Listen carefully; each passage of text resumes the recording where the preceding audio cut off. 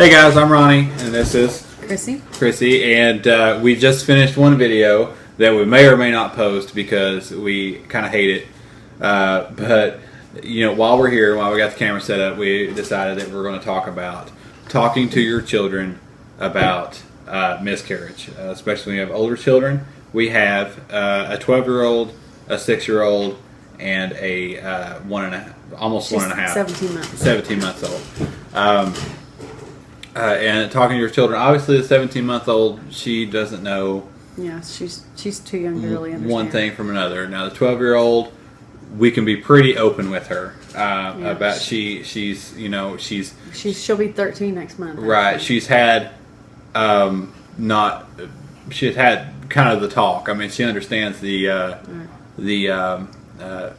what's physically happening in these things, so we could be pretty candid with her. About what's happening to the baby.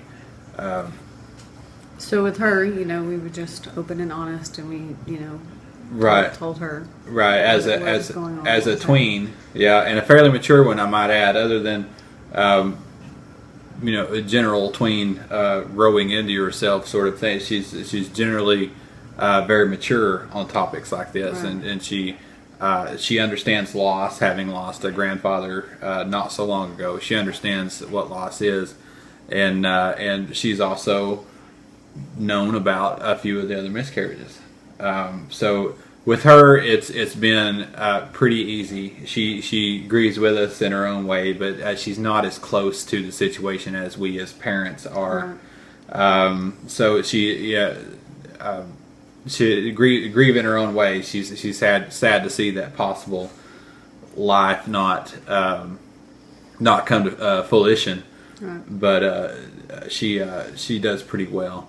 The most concern that we have is our son, who is 6.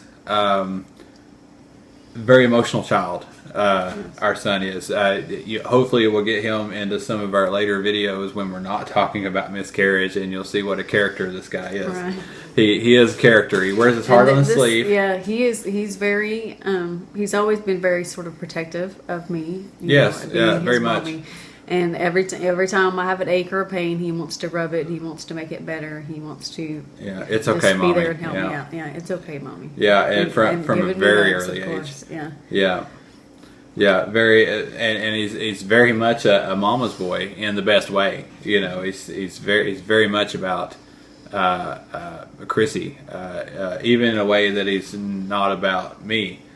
He's very, very much a mama's boy. So knowing that Mommy's in pain is a very, very big concern for him.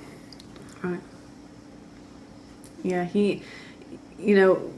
We didn't want to have to tell our children, that we were that we were having a loss. So, we decided that we were going to wait to even tell our kids that we were pregnant until we felt confident enough that the pregnancy was going to be viable and everything was going to turn out well with that.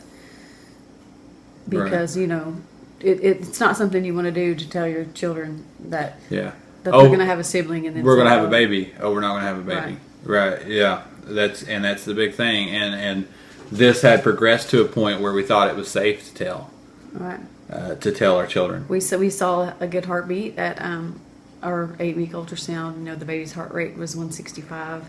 Everything looked good.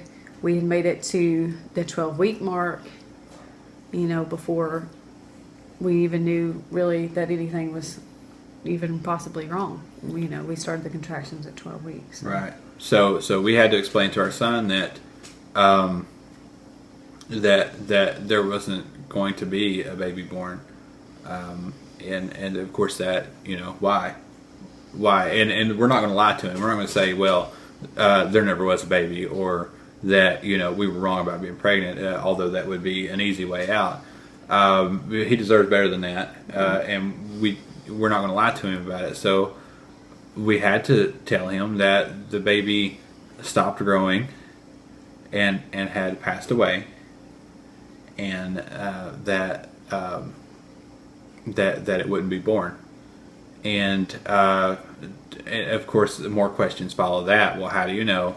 and I think we detected, well, it was mostly me he was talking to at this point, because he is actually whispering a lot because I guess he didn't want mommy to hear.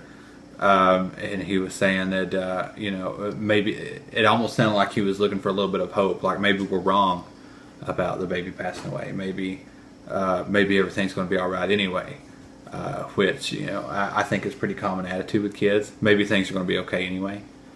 And I had to explain to him that we just knew, and I think I made a big mistake here when I said that there was some bleeding, which happened that opened up a whole new can of worms. That I actually had to stop right there and say, "Don't worry about it. We just know." We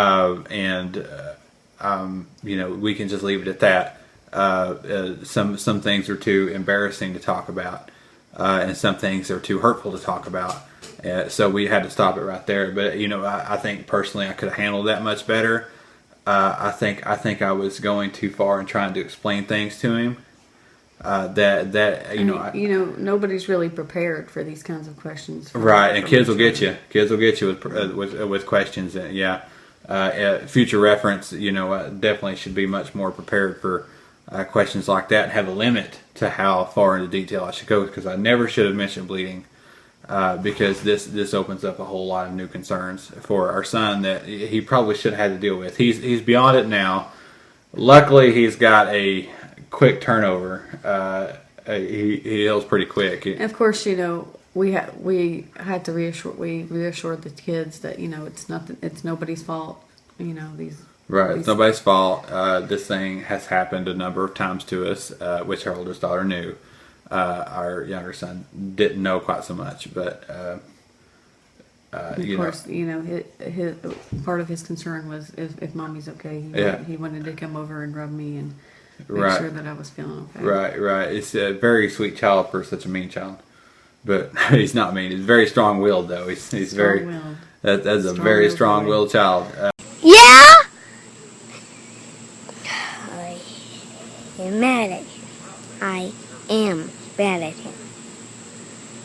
I do not want to go to the library. Yeah, between 4 and 8, maybe 10, is the age range that you're probably most concerned with, depending on the maturity of the child. Each child is different. Right. You're going to have to tailor your answers to how you've raised your child, how much information you've given them, and how much you decide to give them. We as parents probably don't have to tell any of you as parents how to deal with your own children, but definitely mostly just sharing our experience. And sharing our experience, that's right, and maybe you can gain something from it. I think that's all we have to say for tonight. We'll see you guys. We're still working on making videos that aren't on this subject. This is just basically something that's been on our minds a lot. Yeah, it's basically taking over our lives right now.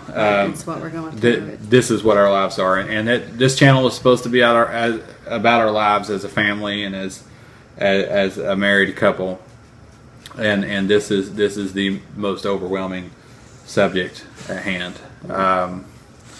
But if you feel like we've given you something that you might benefit from, please like or comment below.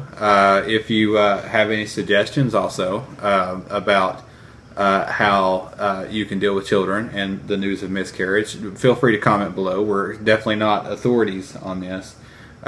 We just have a significant amount of experience that we can relate to you. Unfortunately, we're not happy about that, but maybe something we have to say will be of benefit to you. And if you want to keep following along with our seeking answers or talking about this subject or further subjects, please subscribe.